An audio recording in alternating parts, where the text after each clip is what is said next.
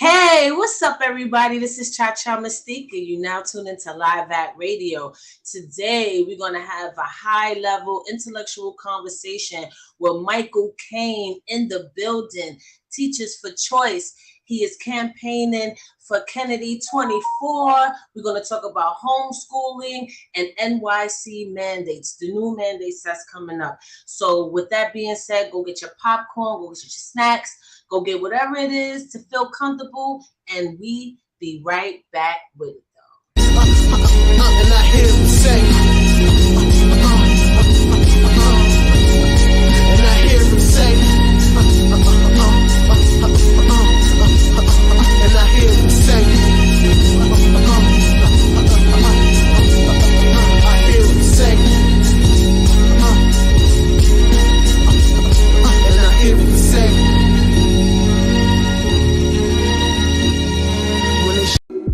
Disclaimer. Copyright disclaimer under Section 107 of the Copyright Act 1976. Allowance is made for fair use for purposes such as criticism, comment, news reporting, teaching, scholarship, and research. Fair use is a use permitted by copyright statute that might otherwise be infringing. Non-profit, educational, or personal use tips the balance in favor of fair use. So strike us, no strike me. Yeah, strike us, don't strike me with your hating asses. But without any further ado, Michael Kane in the building. Thanks for having me on, Cha Cha. Thanks so much. Yes, Michael Kane, shout out to you. You know, I've been following you for some time now, especially since all the chaos for the past 2 years. Those that know. And you've been very active out here. You were responsible for me even going to DC, was it earlier this year or last year, something like that? You talking about defeat the mandates? Yeah, in DC? defeat the mandates. Yeah. That was January of 2022. Yeah, Last year.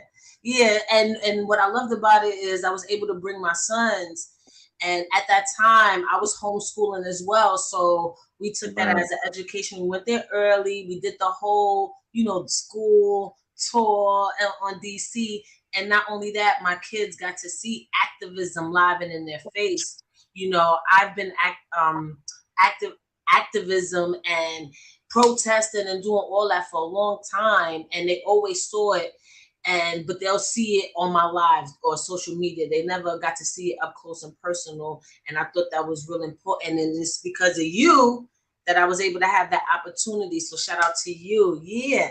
So moving forward, let's get a little background on you before we get to the meat and potatoes. Yeah, so I was a special education teacher in New York City for over 14 years. And then when the COVID crisis came, I ended up getting fired because I declined, the jib jab. And I've been in court ever since. I lost my job September, October, something like that, 2021. And we've been suing for over 2 years now. We have 3 lawsuits, 2 federal lawsuits, 1 state level lawsuit. We actually go back to court in Staten Island on September 6th. The judge is reading his decision if a number of us get our jobs back. And if the first class action is certified, this would be the first class action for workers that were fired for declining the jib jab.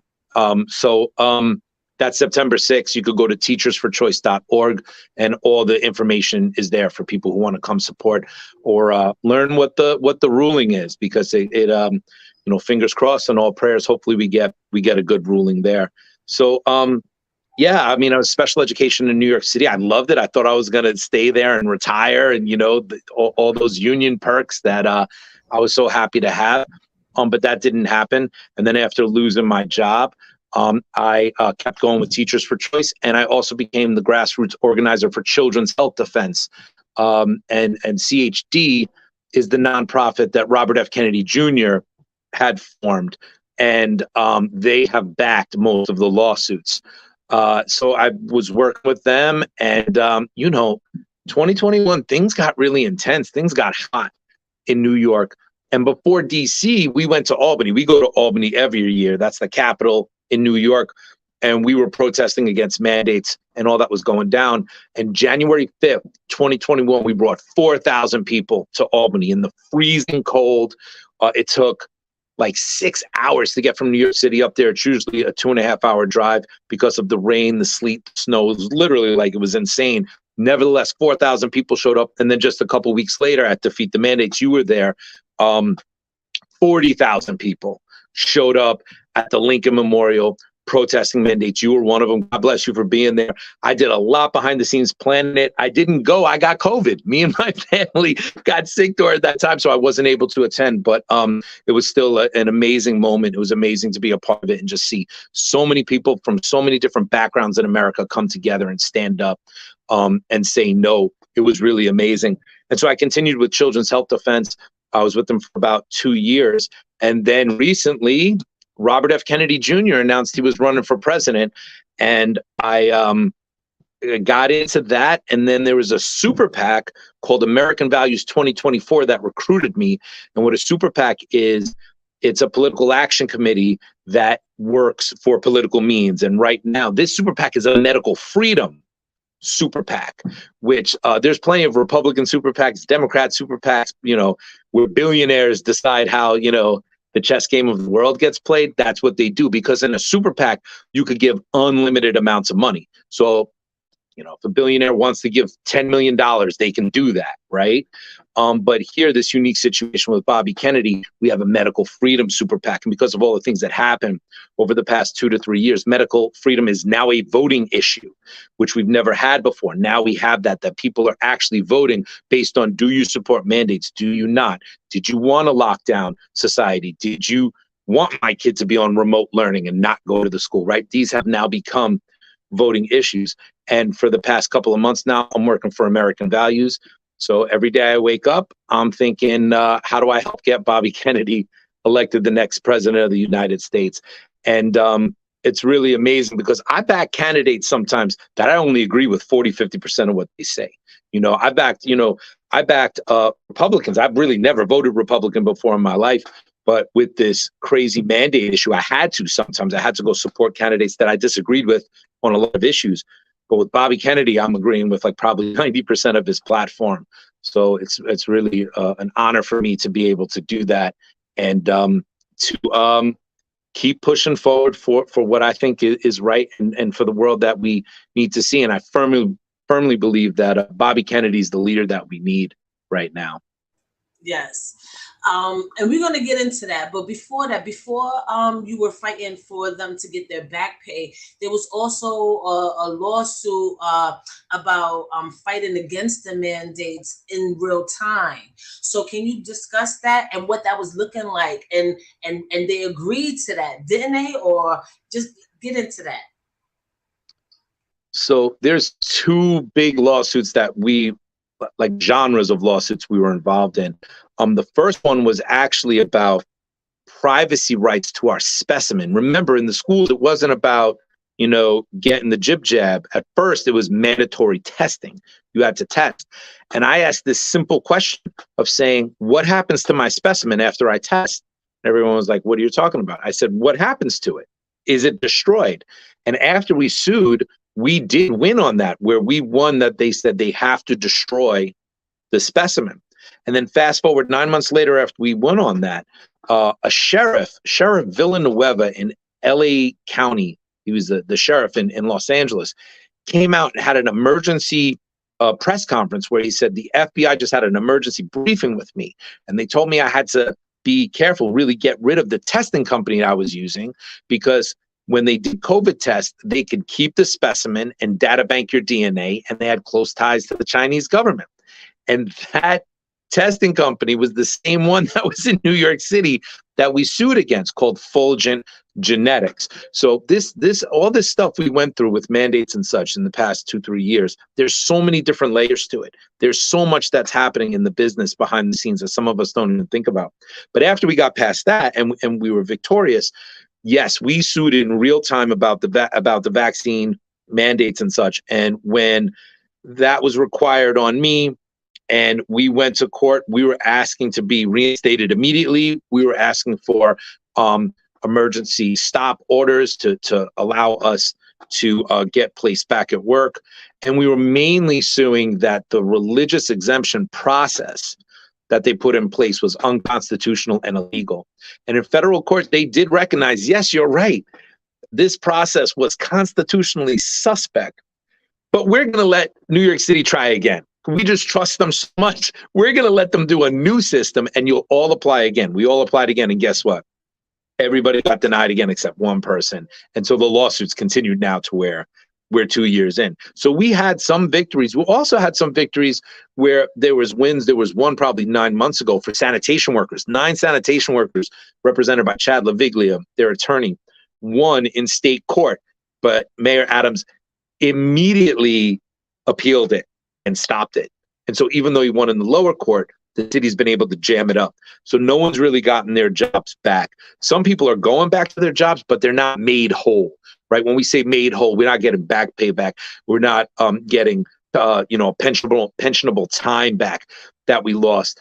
I know people that had to leave New York City, New York State, had to leave the country. I know people that got divorced. I know people losing their homes all over these forced mandates they tried to put on people that now we know were nowhere near as necessary as they claim they were. To be nice, I'll be nice about it. That's how I'll say it right now, So it's, and one thing I just want to end on with this. I was at a homeschooling seminar the other day in Flatbush, Brooklyn, at Molding Minds. It was great. It was such great energy and great people there. And one of the moms who came, as people were talking about losing and not winning our battles and stuff, she brought up that Plessy versus Ferguson. It took like a century before you had some of the most horrible racist stuff in this country get overturned. Civil rights are not won in 1 year. They're not won in 2 years. That's what we're in. We're in a battle that's more about my job. It's about my kids. It's about your kids. It's about our grandkids. It's about securing liberty and freedom and civil rights for all generations moving forward. And just for the viewers, the Plessy versus Ferguson ultimately went to the Brown versus Board of Education. Is that correct? I believe so. Yeah. So, okay. So back to the mandates and it being unlawful. Is mandates initially illegal? Like, do the public really have to surrender or comply to a mandate versus a law? Can you explain the difference between a mandate and the difference between an actual law? A mandate is basically a request, right? And a law is actually codified into state law. And when something is, or even local law at city council. And so when something is codified, it's gone through the correct process to become a law. And so if it's New York state law, most health laws in New York are state, the majority of them. And not as many federal as state, because the Constitution gives that power really to the individual states. So it goes into the Assembly and then into the Senate. If they both vote yes, then it goes to the governor signs it, and it becomes a law. This past couple of years that we went through changed that and gave remarkable powers to the executive, just to the governor, just to the president, just to the mayor in New York City, allowing to issue these emergency orders that once those are issued, they just started putting out just like almost like a king by fiat. Here's a mandate. Here's a mandate. You even saw Cuomo was putting these things out that almost look like king decrees, by order of the governor of New York State, and people were putting them up on their businesses, saying this is why you have to wear a mask and such. But for the majority of this stuff, there absolutely was no law that came into place that legally required us to do it. So the mandate essentially is a request, and then it comes down to compliance.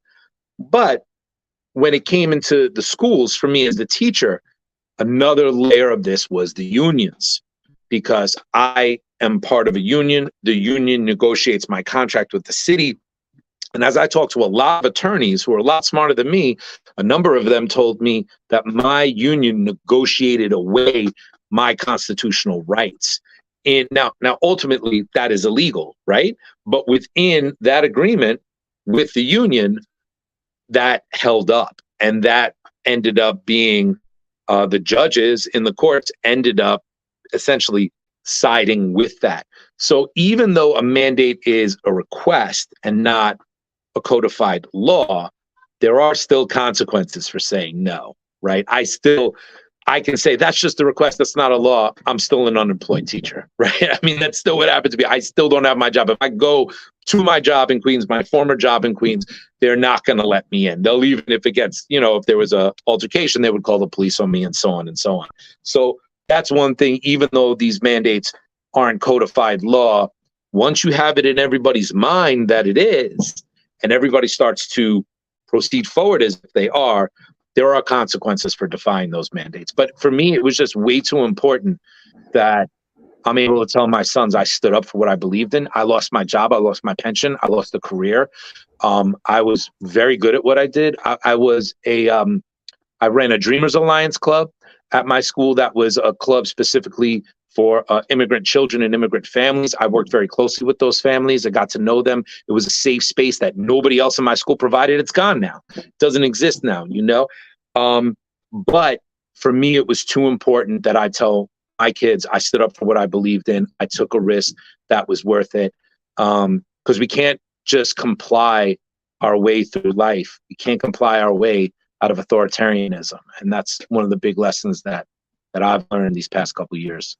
Yes, I totally agree. And, I'm glad I was able to do that for my sons as well. So you see that in their behavior moving forward, they start to question everything, including the parents.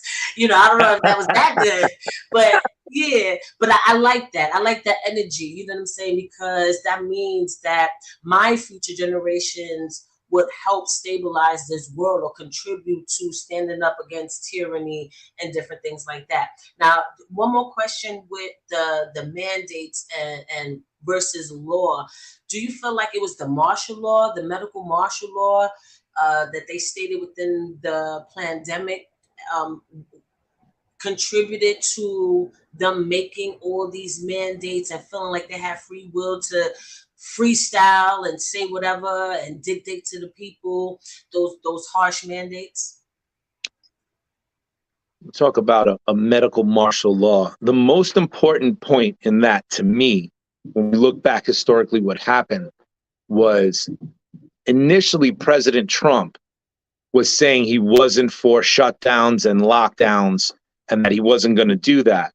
And I believe that initial instinct was correct, but then he did it anyway. Then he issued a national lockdown, a national shutdown. He did give the governors the right to make their own decisions and such, but I think that was a huge mistake. I think it set a certain tone throughout the country that lockdown was the norm. And I think that's what laid the groundwork. And I actually think Trump kind of handed the presidency over to Fauci in that moment. And now today you'll hear Trump still talk and still defend his lockdown decision. And I think that's a huge mistake. I think he needs to step up and say, I made a mistake there and I won't do it again. That's what I think set that tone. That idea. Do you feel like, I don't mean to cut you off, but do you feel like it was the pressure of the people? Because let's keep it real. Rewinding back to that time frame, the climate of the people, nobody really wanted him to be in office. So anything he did was, magnified, especially in social media, right? Then the pandemic happened. So now you have all the governors, especially Democratic governors, constantly in the news, putting him in the news. He's no good. Then the pandemic hit. Oh, millions of people are dying because Trump is not doing this, and millions of people are dying because he's not hurry up and getting these jabs out here. People that are dying on that ticker, it's Trump's fault because he's not making certain decisions. Do you feel like it was the pressure of the Democratic Party as well as people who believed into, believe into what they were saying and stuff like that, put that pressure for him to make that decision and giving the governors in the United States that authority? That certainly played a role in what happened. But when you're the president of the most powerful nation on the world, it's your responsibility to make these decisions and to stand up to your bureaucracy. You can't let your bureaucracy roll you over. You have to be the one that is ultimately making the call. And more importantly than that, if you made a mistake, admit it. I mean, Trump is still says he did the right thing in calling for a national lockdown when he did. He still says Operation Warp Speed was the best thing since sliced bread. He still says that he did everything correct. That's a huge problem for me. If you make a mistake, you admit it so that you don't make it again, and then you can move forward. And I'm not one of those people who is anyone but Trump, who is orange man bad, who attacks him for everything. There's certainly things that he did that I agree with and that are correct. And we need to have conversations like that. You did this correct. You did this incorrect. I like that. I don't like this. But, Trump made us, not us, but many people just lose their minds and lose their ability to go through critical thinking processes to determine what you did right and what you did wrong. Nevertheless, though, especially now looking in the rearview mirror, it blows my mind that Trump is still standing by Operation Warp Speed and his decision on a national lockdown. I think it speaks to how rigid his ego is, and that's not the type of leader ultimately that I want. Is he better than Joe Biden? I mean, that's. I will say it. If you don't understand, I say it. I say it. But I think I'm gonna give Trump some credit because I used to be on platforms and it was the topic, so I would be on the Trump side versus Biden all the time. I don't think his presidency will make sense now. I don't. But I think the people made a mistake taking him out of office and putting Biden in there. And I think the people are starting to see that now, because when you look at social media, you're starting to see more people flock to Trump, agree with Trump, free Trump now that he's whatever. And I'm like, it's too late. The trajectory is too late. And if y'all voting for him now, y'all doing yourself a disservice. And when people hear me say that now, they be like, but weren't you such a Trumpster and stuff like that? I was like, I'm not following these people. I'm looking at the bigger picture. What's going to be good for the people? Yeah. Good, bad, or ugly, because, he's still human. He's going to make his mistakes. And for the people, at that time, he was a better option for both presidencies, for both terms. But I think the people, when you talk about warp speed and stuff like that, I think a lot of the reasons why, and this is just my own thought, just looking at it, when we was talking about him being criticized a lot, especially, at the beginning of the pandemic, where everybody was calling him a murderer, and he doesn't care about old people, and then he doesn't care about this people, and he doesn't care about people with diabetes and stuff like that, right? I think when we was getting into the new election, they was using that to put Biden in office, because a large part of his campaign was what Biden was be able to get things better for the pandemic, so people could go out and everything like that. And I think it was the people, I think that's what made him lose the election. People thinking that he handled the pandemic wrong. Like, if he would have did this and if he would have did that for the people, he probably would still been in office. And at that moment, you started to see him talk more about warp speed, talk more about things that I guess he was being chastised about or ridiculed about. And I think he backpedaled. And I think that was his big mistake too, him backpedaling to appease the people. And I'm not saying that, the presidents are not supposed to appease the people, but let's keep it real. A lot of those people who was crying and begging for the jab, because people were begging for the jab, though, that it was that energy that made him backpedal. And I think, the people had a large thing. I guess the programmed people, not like the freedom fighters, people who knew better, because I think a lot of us did back him, even through the stuff, because it wasn't just about the pandemic. He's exposed a lot in DC and different things like that. And I think it was the program, the people, the constant programming through the media, the doom and gloom they were sending out there, and then pointing the finger at Trump all the time. I think that's what messed up his re-presidency. And I think that altered his perspective on moving forward. That's why I don't trust him in the seat now. But go ahead. I think you make a lot of really good points there. The main thing that I would say now is, I think more than anything else, we need to block Biden. I mean, #block Biden. We need him gone. What he's done to this country is terrible. And the best way to do it is to get rid of him in the Democratic primary by voting for Bobby Kennedy. And the other thing is, I think if we get Bobby Kennedy as the Democratic nominee, if you have Kennedy and Trump debating each other on the national stage, I think you're going to get so much better, such a better platform from Trump, especially having to battle somebody of the caliber and intellect of a Robert F. Kennedy Jr. But the powers that be, the national security state, they want Trump Biden part two. That's what they want. What they want is Jerry Springer, right? That's what it is. When Trump and Biden go at each other, it's like a Jerry Springer episode. It's insane. It's no, he didn't. Oh my God.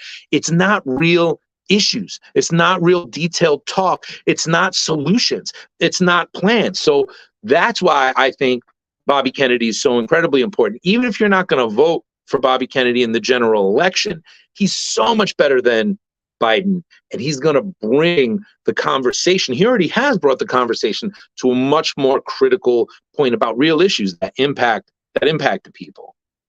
I was going to wait to this, but we already on it. Now, don't get mad at me, but I'm gearing towards DeSantis a little bit. I'm kind of digging DeSantis. You know, I a lot, and what I've noticed too, they doing to DeSantis what they did to Trump. How they plaster him as such a racist and stuff like that, and then they got these sound bites without the whole picture. And I was able to like when they was talking about Black studies and stuff like that. It's not necessarily dismissing Black history, but what they was trying to usher in, because unfortunately Black people, our image, our likeness, and our struggles get used and manipulated to usher in other agendas. And because we're so emotionally tied to our struggles, we're not thinking with a clear mind overall. As soon as you say racist, oh, let's jump up and burn the thing down because somebody called somebody else a racist. So no, you're not going to get my support. Where I understand what he's talking about. He's looking at these organizations that are fighting for so-called Black studies, but what they're trying to usher in things that are inappropriate for young children. And I think Cha-Cha, one thing in particular I remember specifically about this was an AP social studies textbook that was supposedly about Black studies, but there was a very big section on queer theory.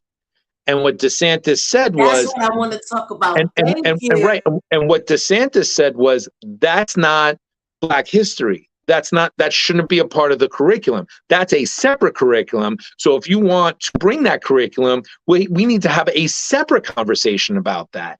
And you're right. So many people reacted immediately to that issue, where once you looked a little closer, it was like, wait, I think Ron DeSantis is making a little bit of sense here. Yes, because I be in a lot of debates, because I used to be on Clubhouse a lot, and that would be the debate. You know what I'm saying? And I will always say that. I was like, no, they blindsiding y'all again with racism. They're doing that again with racism. They putting racism on the forefront so you could feel some type of way and not vote or even look into it. Y'all not even looking into it. They do that with movies. They, when they was in Davi, I think Davos or something like that, when they had that meeting earlier this year, they were talking about, it's nothing, I'm not trying, and no offense to anybody who's queer, it's not that. But you gotta also, as a queer, me not being queer, but if you're watching right now, as a queer person, you gotta understand that they too are using your likeness, your struggles, your wanting to be accepted into society so bad, or whatever. They're also using that too as well. So you can stand up and fight against certain individuals. Now they got numbers behind them because they have a group of people behind them with these interests. They pulling on your emotional, social heartstrings so you can vote or put your energy behind something, and it's not even that. So, and that's what they're doing with Black studies and stuff. And the sad part about it is nobody's really looking at it like that. You have people like Crump, the ambulance chaser. I was just on Cedric, and he was talking to thousands of people talking about, oh, DeSantis says he doesn't want you to learn Black history. And then you have people, yeah, F DeSantis. And I'm looking like, that's not it. Like, I wanted to leave the concert after that. Like, it kind of ruined it for me. But I was like, you know what? Let me just enjoy the music or whatever. But they do stuff like that. They use concerts. They use big platforms to promote that falsehood of what's really happening, to program you to back them into whatever they're trying to push on the people. Yeah. And I just hope that this time around, the people will be more smarter. How do you feel, since we're talking about the presidency, how do you feel Robert F. Kennedy would do with going up against DeSantis?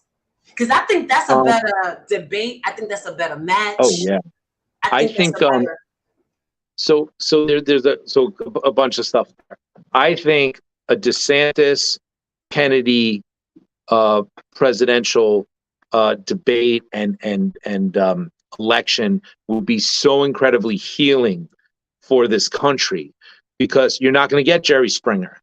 You're not going to get them throwing mud at each other. It's not going to happen. They have many differences of opinion, but they have general respect for each other, and that's how they would handle it in a debate. So I think that's the best possible outcome that could happen for our country, to see what statesmanship is like again, to see what it's like to be a politician that recognizes you're representing the United States of America. There's a certain demeanor and a certain way that you do that. So I think it would be very healing. I don't think DeSantis has a shot. The more and more Trump gets indicted, the more and more this mugshot. I mean, he got like that was classic. I love the mugshot. I'm not going to even. That's what I'm saying. About 2-3 hours, Trump was able to get $7 million of donations once that mugshot went out. In my opinion, the Democrats are making sure Trump is the nominee. I think they want to go. People keep saying the Democrats are so stupid. They keep doing this. The Trump and stuff. They're not stupid. They know exactly what they're doing. They know they're helping Trump, and they'll get one of two things. Either he gets indicted and actually gets convicted, and then there's the whole argument he can't run for president. I don't know if that's true or not. They would either get him completely gone, or they're going to guarantee he's the nominee. And I think that's what they want, because I think they believe Trump brings Democrat voters out. The never Trump vote comes out and will come out to support whoever, Sleepy Joe Biden is who they're hoping for right now. So I think it's actually a deliberate strategy, and I think that it's working. It's firing up Trump's base, and it's making those who would rather have someone like a DeSantis support Trump more, as they're seeing him persecuted and being targeted in this way that represents more of like what a banana republic does. When you weaponize the government against your political enemy, it's really just a sad farce, in my opinion. So I do agree. I agree that a Kennedy DeSantis showdown would be amazing for the country. But I think Trump's going to get it, because the Democrats are making sure he gets it. Yeah, because I think, because I mess with Kennedy. I'm not, if he makes president, I wouldn't even be mad. Like, okay, even though I favor one over the other, but as far as Trump is concerned, I think a lot of people jumping on that Trump bandwagon because how horribly Biden did. But then it's like, why are you even surprised? Like, I get it. Like, for example, you know what I'm saying? And a lot of people might get upset with me with this, and it's cool. You know what I'm saying? Because I always stand 10 on my stuff. But, for example, one of the things people bring up out against Trump, especially in the urban communities, was the exonerated 5, right? And they be like, oh, he put his money, to give them the death sentence or whatever the case may be. I'm not saying I don't agree with it. I'm not saying that's right. I just want to make that clear for the people in the back. I think, because like I said, we all make mistakes. I think that was horrible on his end. And he wasn't even trying to be president then. He was just a real estate mogul with a lot of money and backing stuff, right? But a lot of people that were complaining about Trump did football numbers based off of Biden's law, based off of the crime bill. Like a lot of people that were complaining about what Trump did to the exonerated 5 overlooked the millions of Black men that were on conveyor belts, in and out of prisons, doing football numbers, 3 strikes out. Because I asked some people, you went to because I know a lot of people who, unfortunately, when did you go to jail? Under what? Under what kind of bill? Who signed that off? Now let's look at our neighborhood. How many people went to prison and did football numbers on the East Coast? How many people on the West Coast did 3 strikes you're out and doing life right now for minor offenses based off of Biden?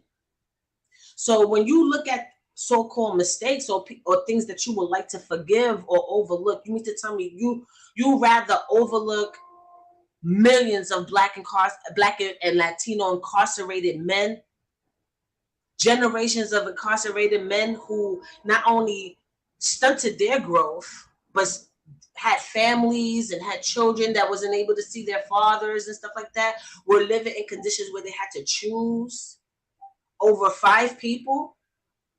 It just, for me, it never added up. And another thing that never added up, Biden did that without having to be president. He was just in government. He influenced a lot of our laws and the things that happen to Black people. I mean, since people want to be so emotional about racism and stuff like that, that's not racism. So, and just moving forward, I think Trump is horrible for us now. I get it. We coming out of this thing. Yeah, I got PTSD off of the Biden term. I get it. And a lot of people feel remorseful for even putting him in office to begin with. But I think it was that chain of events that happened. Y'all taking Trump out, which changed his perspective, because now he feels like he has to cater to this demographic of people. Now I got to co-side with certain mandates. Now I got to do certain things to keep me in my position because this is what the people want. And I feel like had that not happened, Trump would have been excellent. We probably would have had more freedoms and different things reinstated and for just the American people during his potential second term than what we will ever have if he was to be in office again. I think people voting for Trump right now would be the wrong thing to do because that whole Biden situation, it changed the trajectory, the mindset, everything of everyone involved, not just the people, but the elected officials and stuff like that. And then if now the Democratic Party or just the government period is pushing Trump to the forefront, that's another clue. Yeah. This ain't it. That's another clue that this ain't it. So no, I know. I think you hit on so many good points there. I mean, like I said, I firmly believe they want Biden v. Trump Part 2, Electric Boogaloo. I don't know. Like they want the spectacle. They want the bread and circuses. They want the tomato throwing. So I miss Trump and his antics. I'm like, it's boring. Like, who wants to? Like, I really enjoyed him, even when he was doing his thing as president. I'm like, damn. But well, okay, so, like CNN and MSNBC, their ratings have tanked without Trump. Trump was the best thing that ever happened to them as well, too, But that's what we really need now are leaders that can stand up to those who report to them, that aren't going to get rolled over by their bureaucracies, that are smart, that can handle these issues, that understand science and and the law and other intricate issues, and come in and clean house and do stuff for the American people. If you're watching what Bobby Kennedy is putting out there, he had this amazing plan just 2 days ago. Every American can get a free passport. Simple. Free pass, $65. We'll give it free. Get it at a post office. Everybody can go to a post office. It's easy to get to. And it ends up dealing with a lot of issues. It ends up tackling immigration issues. It ends up tackling if you're in a state with voter ID. And you say that law is racist, right? Because that argument's made in some states that they say they make it difficult to get ID in my state. And if I don't show ID, I can't vote. Bobby Kennedy says, no, go to the post office, get yourself a free passport. And now I actually even believe Al Sharpton is supporting this program as well, too. And it's just these simple ideas that aren't left, that aren't right, that are about solving problems. But people don't want that. People want spectacle. They want, entertainment. Politics has turned into entertainment. So I'm just hoping that, like, I in the Republican primary, I think DeSantis was likely the best candidate there. In the Democrat, I think it's clearly Bobby Kennedy. I'd love to see the cream of the crop rise up, and so we could have real conversations about what's truly impacting Americans and our pocketbooks and our hearts today. Yes, I think both of them, what I like about both of them is they have the American values. They both fight for freedom. As an American, and I'm a proud, I got Native American in my system. I'm a proud Native American. I'm a proud Black, Latino, all those things. But knowing my history, I love the fact that if something is wrong, we have the freedom to be like, this is wrong. And not only have the freedom, but it's that American spirit to fight against the powers to be, to ensure that I'm free, to ensure that me and my future generations have liberty and justice, and having and to the freedom to pursue our happiness. And I feel like Biden, he missed that mark with that. It was more of a tyranny, than an actual republic. And I think both Kennedy and DeSantis got that idea of what it truly means to be American. I think Americans will be put on the forefront. That was Trump's initial thing. And he did good on it at the beginning as far as like jobs and bringing certain things back to America and stuff like that. But I really feel like DeSantis and Kennedy really have that. Both of them have that spirit with them. So, and I hope that they both are the two men standing. That's the conversation that I want to have. Like, I want to be in the mix of, okay, who's going to do it? Because either way, I'll be satisfied with either one of them. Trump, he cannot be in office. I mean, I love the media attention that he's getting. It's very entertaining, but he's not a good fit for us right now. That ship done sailed already. Now, since we're talking about candidates, let's do the lower governments, because you brought up Kane versus Diblasio. Can we get to that? What happened? And give us the details. And if there is an outcome, what was the outcome? Or what's So Kane versus Diblasio was the first lawsuit suing New York City over mandates. It was a teacher lawsuit because first they came after the teachers. The first mandates that happened in New York City were teacher mandates. Then after that, they went firefighter, police, and they took them one at a time. It was a divide and conquer thing that kind of worked, actually. So I'm the lead plaintiff in that, so that's why it's called Kane versus Diblasio. Diblasio was the mayor of New York City at the time. I believe perhaps the worst mayor in the history of New York City. That case has been in the courts almost 2 years. 7 months ago, we were on appeal in the Second Circuit Court of Appeals. That basically means in the lower court, we have lost, so we're appealing to the Second Circuit. And then if we need to, we could go to the Supreme Court. We appealed, and we actually, in the lower courts, we lost, I'm going to say, in my opinion, because every judge that ruled on us owned hundreds of thousands of dollars of pharmaceutical stocks. And we proved it. And my attorneys proved it. We had two of those judges recuse themselves because there was a conflict of interest. And then the last judge, who owned, I believe it was close to $1 million in pharmaceutical stocks, she said, no, I'm not recusing myself. You lose. So that's what happened initially to us. We went to the Second Circuit. We argued. Our lead attorney at that time, at this time currently too, is John Bursch. John Bursch has one of the most winning records in the Supreme Court in history. He's argued over a dozen times and won most of them in the Supreme Court. He argued brilliantly in the Second Circuit. You could see there were two justices that were kind of against him, one justice who he had convinced. And then they said, okay, we've heard all your arguments. You'll hear our ruling. That was 7 months ago. So we are waiting for a ruling from the court for 7 months. And when it comes to judges, it's not like elected officials. Elected officials, you can call, you can have email campaigns. You get that email, click here, and it writes an email for you, and it sends it off to your elected representatives, and you put pressure on them. Can't do that with judges.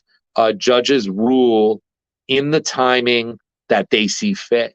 So at this point, the Kane versus Diblasio case is a little stalled. We're just waiting to see what those justices say. 7 months is a long time. Not sure what it indicates. It's it could come any day, any month. We don't know. But in the meantime, we have a case called DeCapo versus New York City of New York, which Teachers for Choice is the named plaintiff in. That's in state court, and on September 6th, we will find out if the first class action is certified. So our attorneys are in this for the long haul. You know what I mean? So we have multiple strategies. One case is stalled. We have another case that's moving forward. We're trying to make sure that we use every tool and every avenue available to us. But and if we lose in the appeal of Kane versus Diblasio in the Second Circuit, 99% sure our attorneys are going to the Supreme Court. They're going to appeal to the highest court in the land. That's right. We ain't stopping. That's right. Sure. That's it. Okay, now Mayor Eric Adams. I think he's like the biggest puppet ever. And one of the things that make me overstand that is, he talks about, well, before he became mayor, there was like this clip that was circulating, and he was talking about how, vegan diet and healthy lifestyle can overturn all illnesses and all of that, right? And then he comes and does his campaign to be a mayor. One thing I did notice, it was almost like Diblasio had his hand in his back pocket, making sure that he ain't saying nothing too crazy. I thought that was hella weird, And then when he comes in, it's like all that natural healing, all that natural immunity, all of that stuff went out the window, and then this is what you had to do. I didn't like how he treated a lot of the activists.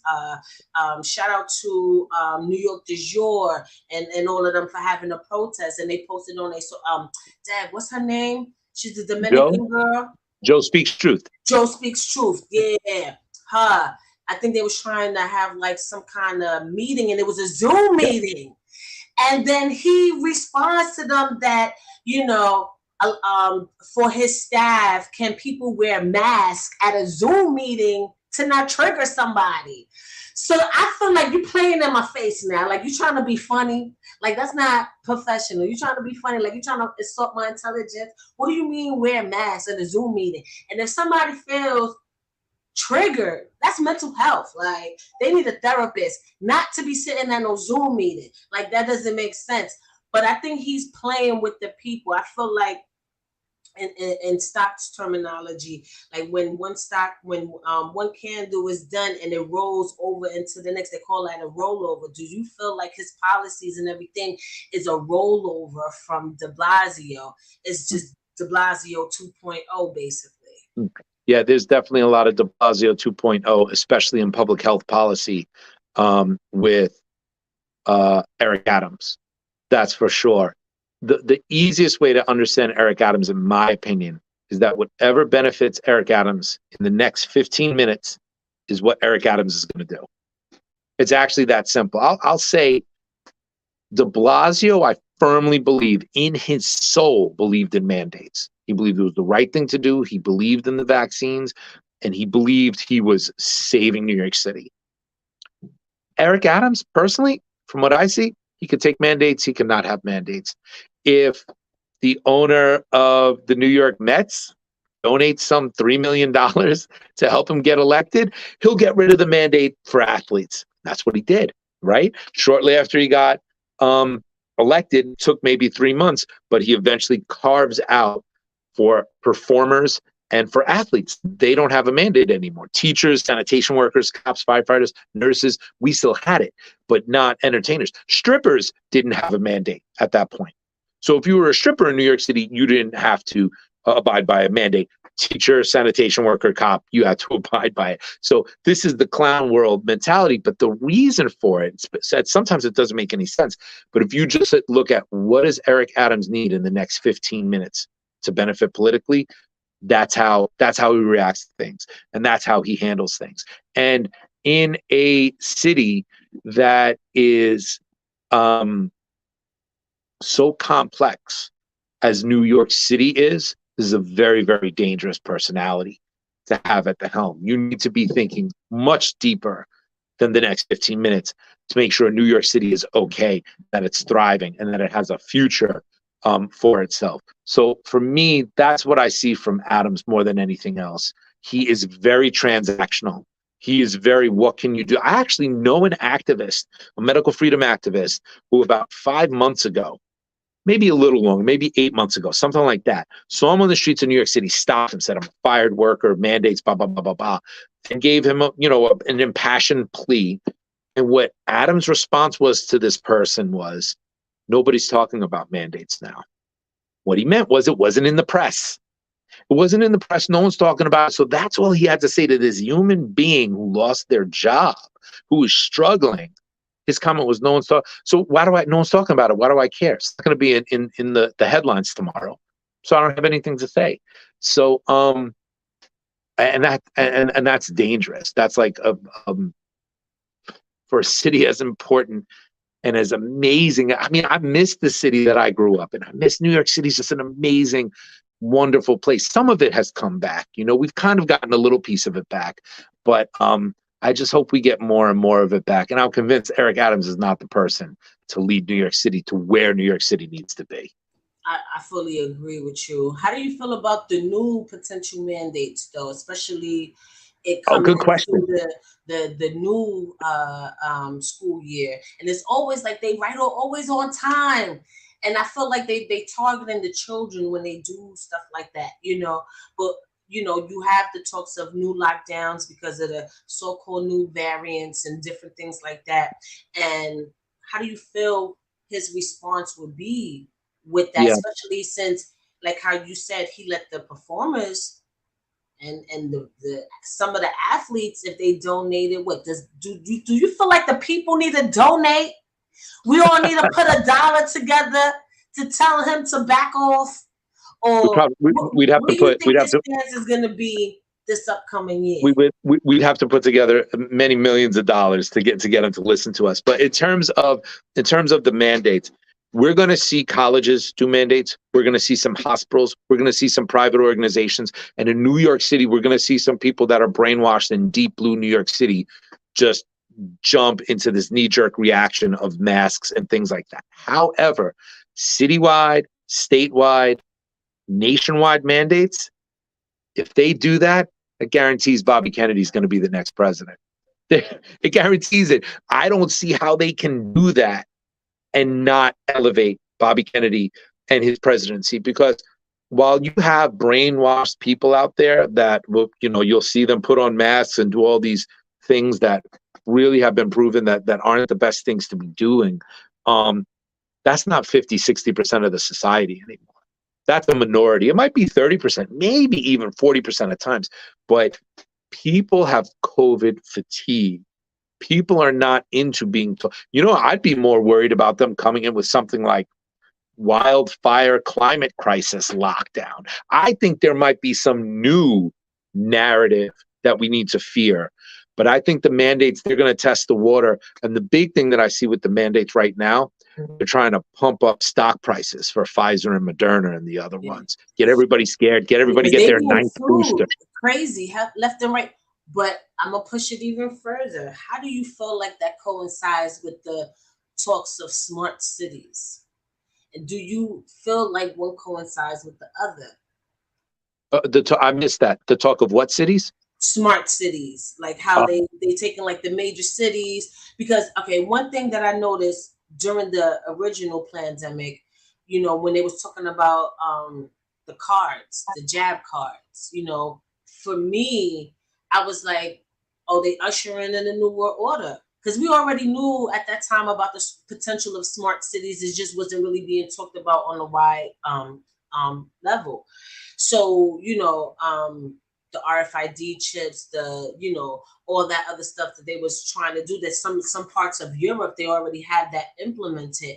And I was like, this is like the precursor to get people to be programmed to show stuff. And then now we hear, and you hear more talks about the smart cities, and then now the new mandates, all at the same time.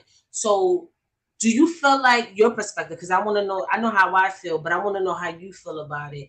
Do you feel like both those things go hand in hand with each other? Like they're preparing the people to be conditioned to always show some type of validation or be scanned or whatever because we're entering the era of so-called smart cities? How do you feel about that?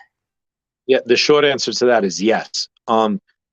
All of the mandates that came in are ultimately linked to identity.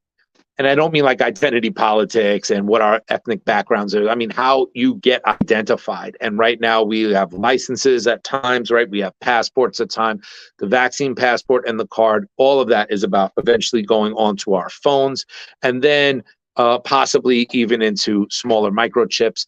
That is definitely something, or palm scans. Biometric is a big one as well too. In England, currently, there are schools in the UK that if kids, elementary school kids, you want to get lunch, you have to have a retina scan. They're going to scan your eye before you could get it. Because everybody knows, to get a peanut butter jelly, it's high security. You got to scan your retina, right? But this is where they're moving towards. They want everything to be that way. And in New York State, they just started 6 months ago or some odd, started the discussion about bringing biometrics into every single schools, retina scans, palm scans, DNA related technologies as well too.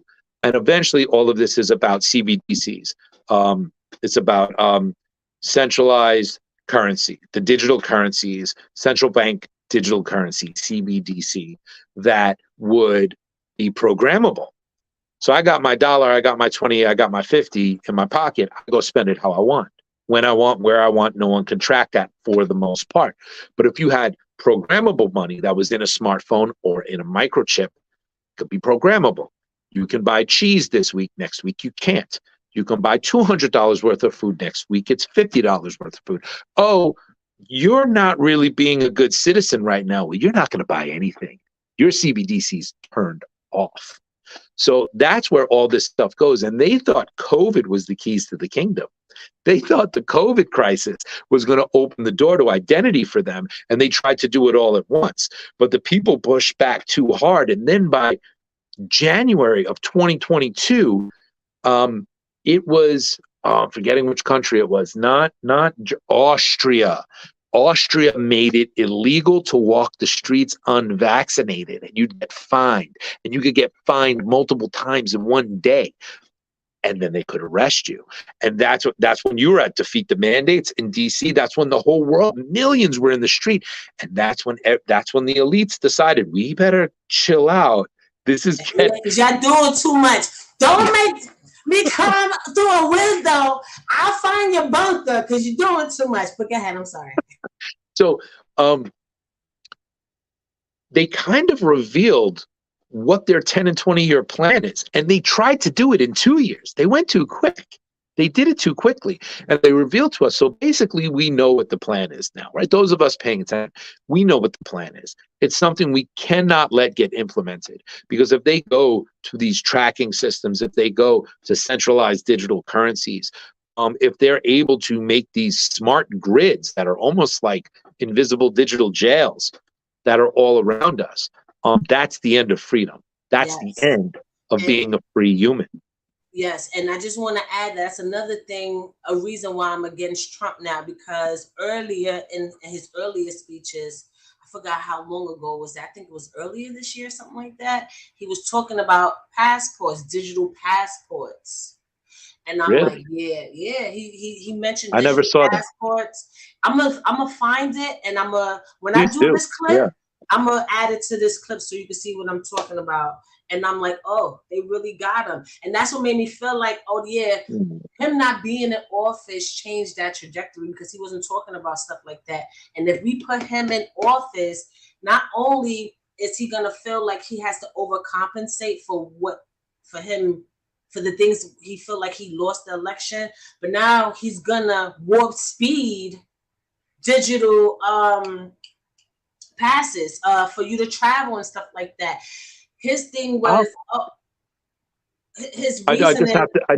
I just have to say, I'd be really surprised if Trump tried to do that. So please show me that evidence, because that actually blows me but I'm away. gonna tell you, wait. I'm gonna look for it. I'm gonna look for it, and I wish I had it. I wish I had the link, but I'm gonna look for it because it was sent to me. And the passports, I think that's going to further usher in the so-called New World Order and the digital thing like that too. And I think that will be the wrong move for the people. And his reasoning behind it was immigration, like, because before he was talking about the wall and stuff like that. Now, if everybody got these digital passports, it'll minimize what like the migrant worker situation we're going through in New York and different things like that. Because right now a lot of people are coming into the country, especially New York, and nobody's documented, nobody's doing anything, and they don't even have social securities or even a basic ID, and they're able to have certain freedoms or enjoy certain things. And that's his reasoning behind doing these passports. He's saying this for the safety of the American people. It'll minimize, a lot of the stuff that we're seeing with immigration right now.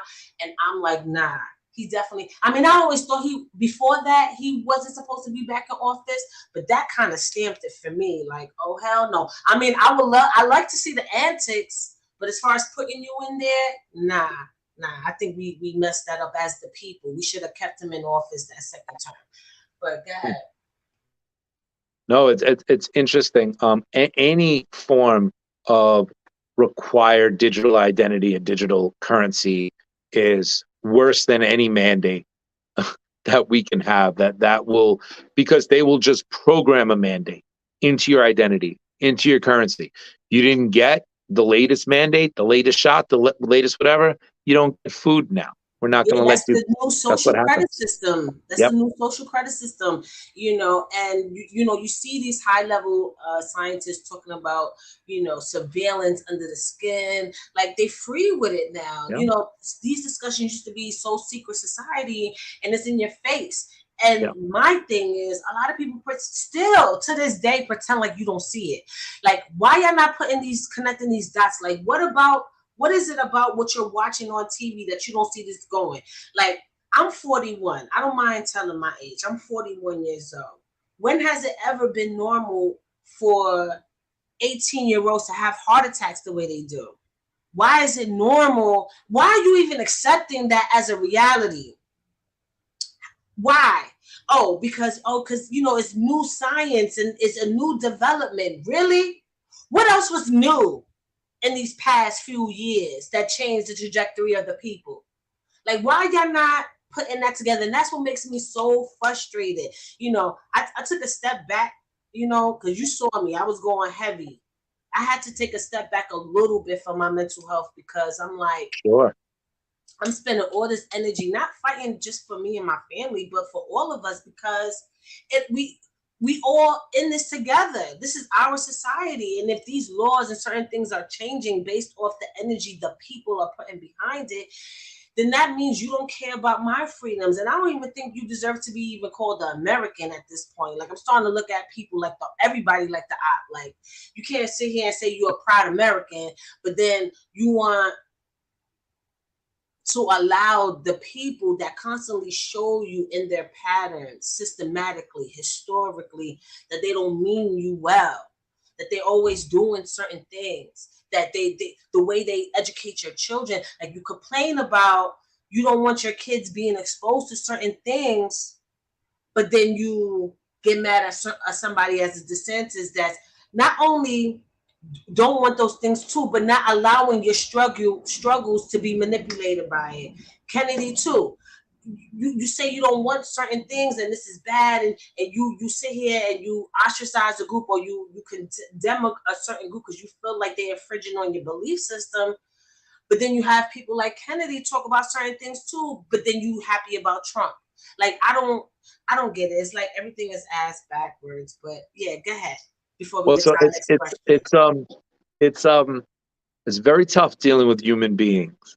It's very hard getting through this world together and learning how to move and to fly in unison. But I just urge you not to give up, and I urge you and everybody listening, pray, go into your heart, go into your faith, because when things are dark and they don't make sense, I don't know the way, but there's a higher power that does. If I didn't have that, I don't think I would have made it through the past couple of years, I needed that, along with the support of my family, along with the support of all those who rose up and challenged and said, this doesn't make sense, said the emperor has no clothes. Those are the things that kept me sane. And I'm also a little heartened by seeing Bobby Kennedy's rising in the polls. There's more and more people saying, I want to hear more from this man, just like they did with his father. I have a lot of hope and a lot of faith in that. That's why every day I wake up and I try to work towards helping that move forward. Because if the people want to hear the truth, if the people want to hear nuanced discussion about really solving our problems, I think we're going to continue to see that uptick in Bobby Kennedy's popularity. So Shout out to Kennedy. I know I've mentioned DeSantis, but this is about Kennedy today. I'm gonna give him his just due respect. And that's all right. I'm glad you brought up DeSantis. There's a lot in DeSantis' platform that I greatly appreciate, and that's what it's about. It's about debate and difference of opinion and intelligent conversation and dialogue. We need more of it, not less of it. We don't need any kings. We don't need any messiahs. We need real democracy for our republic to flourish. That's what we need. Yes, that's a fact. So, okay, so we was talking about the school system and different things like that, and you are a teacher. How do you still are a teacher? I don't care, because you just don't stop being that. Like, that's right. You may not be government certified. I don't know how that goes, but you're still an educator. That's right. Bring back. And before I move forward, I didn't quit, you guys. Hold on. Let me take you off screen real fast because they got to see me. I didn't quit. Okay. I didn't quit. I'm still in my active, but I feel like I need to re-strategize and reboot so I could better be more effective in reaching the people. That's how you do it. That's what I'm talking about. I'm looking for a way to better reach the people so they can see, because a lot of us, all of us, we don't just be on these platforms talking. We show proof. Right. And not only do we show proof, we actually out there. We're not just on social media. Yeah. We're not just in the matrix. Right. We got our feet to the ground, 10 toes down. That's why I respect Michael. Like, come on, man. And he's been consistent. Because, mental health is even though they weaponize mental health, but I saw myself getting drained. I saw myself being triggered all the time and always being defensive. I'm a communicator. I'm a Gemini. We're air signs. We're intellectually communicative type of people naturally. But what I've noticed is me having debates or me having intellectual discussions, I wasn't capable of doing it in an intellectual, mature manner anymore. Okay. Now my defenses is up. Now I kind of want to fight somebody who have a difference of opinion, and that's the opposite of what I want. I want us to be able to debate each other in a great, mature way so we could figure out a solution that works out for best of us. Because look, Kane is Kennedy. I like DeSantis, but look at the level of conversation we're able to have with each other. And there was a point in time I wasn't no longer able to do that. Like, I was ready to talk about your mama and all kinds of stuff and I was like, whoa, this is too much. Like, it's defeating the purpose of what I'm trying to accomplish here, because at the end of the day, I'm for my people. A lot of people used to be like, oh, well, you a Trumpster. I'm like, right now I am. But as soon as he start fucking up, guess what? I'm not sitting here riding these people coattail like we blood related or something like that. I'm doing what's best for the people. I have my own reservations about the whole voting situations, but I understand that people really believe in it. Like, y'all wear that stick on your forehead. Okay. Since this is the system that you want to be involved in and participate and really actually believe that this is going to work, I feel like let's work on that. I'm going to meet you where you at and let's work on it so we can have a better America. That's my point. But, like I said, it was going a little bit too left. I was being triggered too much, and I was starting to talk about people's mamas and stuff like that. because they like buy it. And I'm like, oh, this is defeating the purpose, and I'm no good to my people like this. So let me continue to do my research, continue to study, but let me get my emotions and my mental intact. So when I come back on the scene visually, I'm more effective to help my people instead of hinder them. And that's where I'm at with it. And the most important point that you bring up there is we're useless to anyone if we can't take care of ourselves. If we don't have the stability and we don't have the mental, physical, emotional, spiritual health that we need to be healthy ourselves, we can't go help anybody. And sometimes you need that. Sometimes you need to just divorce yourself from certain situations, go rejuvenate, take care of yourself, and get ready for whatever that next stage is, the next passage is. And I'm also glad that you brought up boots on the ground. The social media is a platform by which we communicate and organize. It is not an ending in any way, shape, or form. It just helps us to connect and to fly with the other birds out there that are flying with us. So we go in the world and do these real things, whether it's at City Hall, up in Albany at the Capitol, at the courthouse, in Washington, D.C., in a homeschool space, all of these different things that we've done and we keep doing. It's so important to live in the real world. We just use these formats to plot and to build. Yes. Now, I'm glad you brought up homeschooling because I was trying to get there. Now, what do you feel would be more beneficial to the young community today? Because, a lot of people always talk about, well, these school systems, they program your children, especially in urban areas, you have the prisoner pipeline, you have all these different things. When you were active government teacher, because you're still a teacher in my eyes, when you was on their timeline, did you see that happening with the students? Them implementing certain things that you felt like, would do a child a disservice?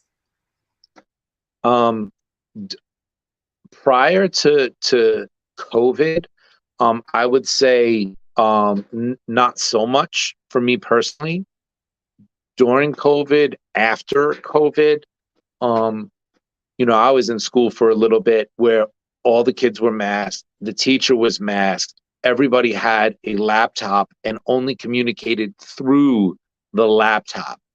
And then the teacher had like a microphone here so that you can hear. It looked like a bunch of robots. It was one of the scariest things I had worked in. That's how New York City came back to school. Thankfully, that's not how it is anymore. But one of the things that is a problem in education that every educator, every parent needs to think about too, is teaching kids how to think as opposed to teaching them what to think. That's very tough because as a parent, I want to teach my kid to fight for what I'm fighting for and why I'm right. But that's really not what I should be doing. I should be teaching my child why I do this and totally accept if that's not what he wants to do. And as a teacher, that's also really what you need to do. You need to present the evidence. You need to detach yourself as much from it as possible, especially in spaces like social studies. And then you need to allow people to express themselves, because I have seen teachers force children into a specific narrative. I've seen that. And I think we all, even in homeschool spaces, we need to be careful not to do that as well too. So that's a challenge, I think, for everybody, especially every adult, that I think we have to face, and we have to commit to accepting that you might not know everything, you might not be right about everything, and then sometimes allow the kids to teach you a little bit as well too, because you learn a lot when you listen to a kid just speak in their mind when they feel free and safe to do it. Yeah, that's a whole fact. I homeschooled my kids for a year, and I wasn't not last year, but the year before they were being homeschooled, and I enjoyed it, but I did learn a lot from my kids too, and they learned a lot from me. Like, I was teaching them a lot of stuff that I know a lot of schools will be uncomfortable teaching them, like the Black Panther Party movement, what worked, what didn't work, what was their mistakes, how they fell in the traps. So this way, if they decide to be a part of any kind of activism, especially watching their mom, they know Right. how certain organizations can get set up by government. That's a fact. Right. You know what I'm That is. saying? And I'm watching people like you, and I see the fork in the road that they place in front of you, hoping that you guys will fail. That's a giving to anybody fighting against the machine. And I want them to be able Yeah. to understand that these things are happening, and the reason why people are standing up and fighting is because things are just not right, and just because it's law doesn't make it right. One of the other things I taught them was Right. civil Right. disobedience, and one of the tools that I used was the letters from Birmingham jail, where he talks about being civilly disobedient because laws that are unjust, and they have to learn these things, and I agree with you. A lot of these children are not thinking for themselves. They're not. Right. They sit here, they got the message, the law, and nobody's questioning it. Oh, well, they said that this is it. They said that this is it. So this is what it Cha-cha. is. So we gotta Cha-cha. go through Cha-cha. it. I'm so sorry. I'm so sorry to interrupt you. My phone battery, I just noticed, it's almost gone, and I don't know Oh, if I'm gonna be able to save it. oh, oh. I'm Okay, so so I didn't all right, so say your little, last minutes, big up the homeschooling and all of that, and then we could stop. I just want to. I didn't know we were going to go this long, and I went on my phone because my computer didn't work or my battery's dying. But check us out at teachersforchoice.org, teachersforchoice.org. And this thing might just shut off on 1 second. I don't know. But Cha-Cha, you're awesome. Thank you so much for having me on. This was a great conversation. Thank Yes, you. great. Yes, and we need to have you back on to see Thank you. more. Yes, and That I sounds see you good. later, Michael Kane. All right, cool. Kennedy 24. Maybe Diblasio. But right now, Kennedy. All right. No, maybe DeSantis, not Diblasio. Maybe Oh, DeSantis. yeah. You see what I'm saying? That's the evil spirits. Yes. DeSantis. Yes.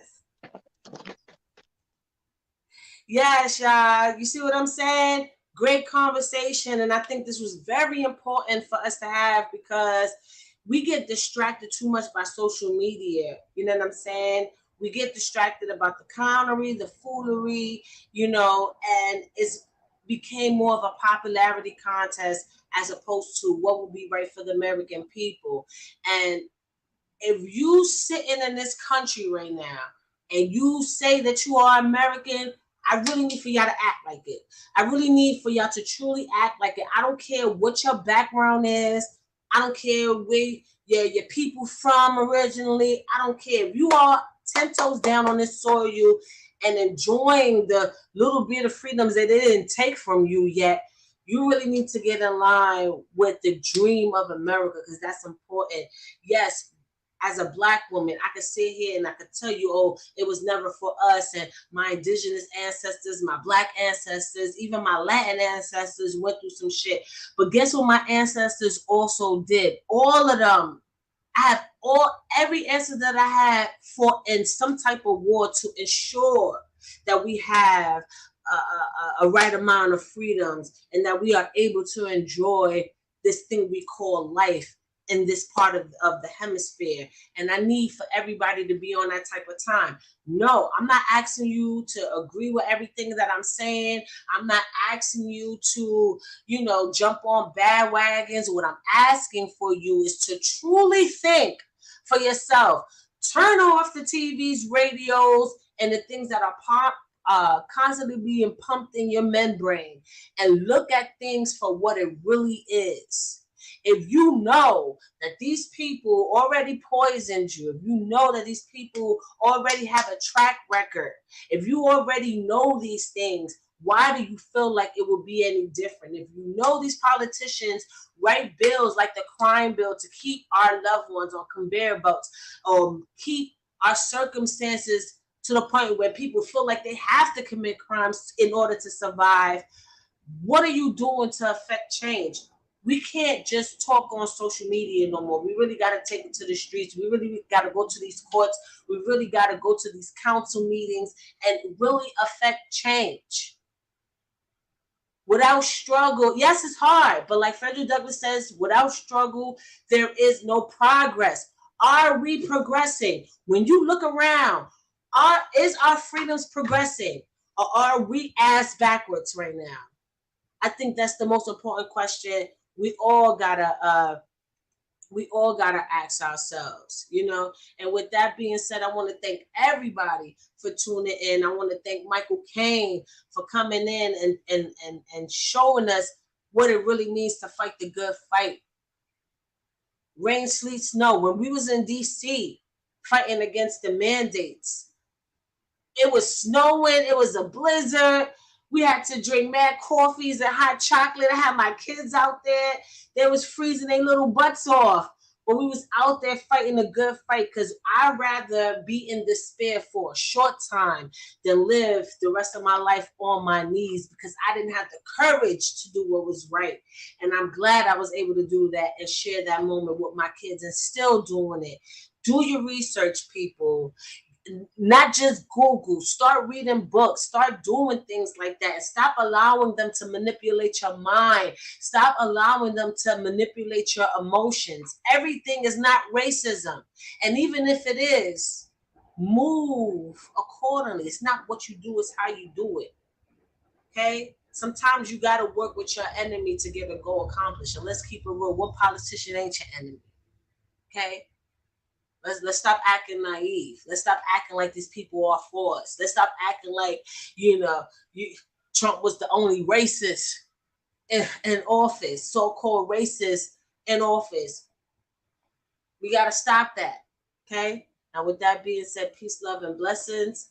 Have a good day. Stay diligent and protect yourself at all times. Thank you for watching. Like, comment, and share. But most importantly, subscribe and hit that notification bell. ChaChaLive.media. Let's get it.